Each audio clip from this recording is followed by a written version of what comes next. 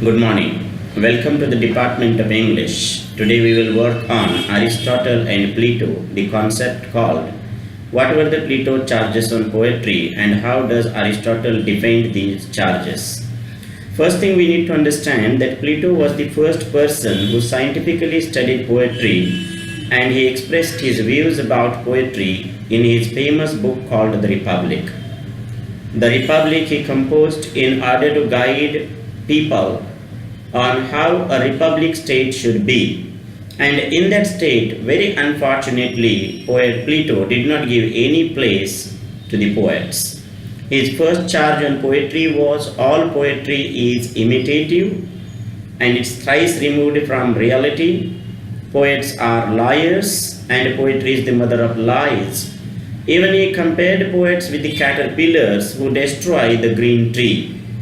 He compared a green tree with a nation, with a prosperous nation, and waterline of that tree is, he compared it with youths in that nation. What he felt was that poets damaged these youths by making them more emotional and taking them away from reasoning. And that was Plato against of.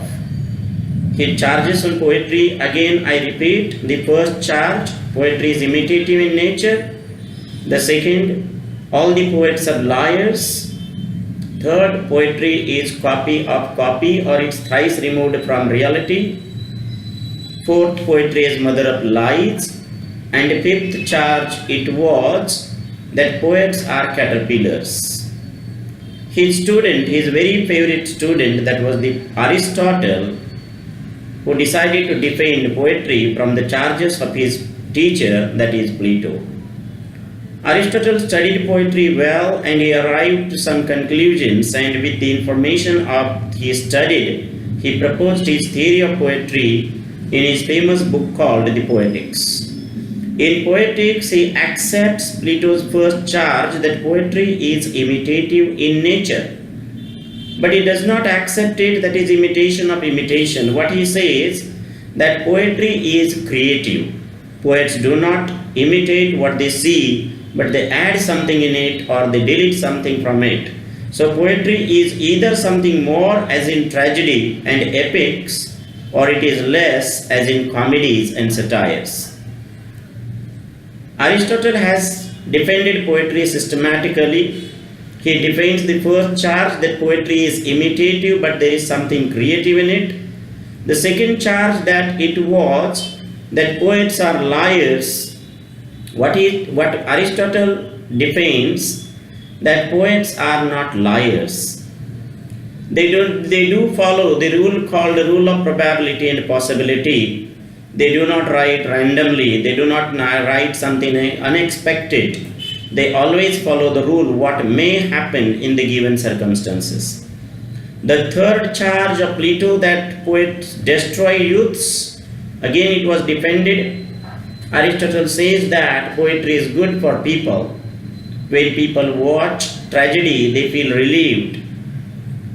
Aristotle has used the word catharsis to explain his theory of relief, that how people relieve their sadness, how people get happiness when they watch tragedy.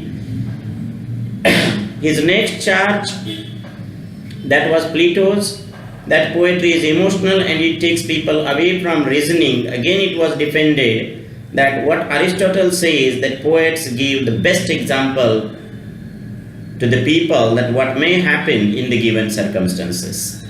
So we respect both Plato and Aristotle. Plato for proposing a theory which made Aristotle work hard in his thesis, small treatise called The Poetics, where he defended poetry successfully and he came out with the new topics in literature, that is theory of imitation, definition of tragedy, function of tragedy, his concept of catharsis, comparison between history and poetry, epic and tragedy. So like these topics are discussed by Aristotle in his Poetics.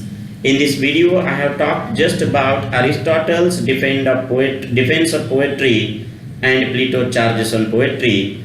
Even if you want to get the copy of notes, Please text me your email ID. I will give you a written copy or typed copy of that note too. Thank you so much. You can get back to me on the same email address. Thank you so much. Yes? I was stuck. Save कसं होत आहे?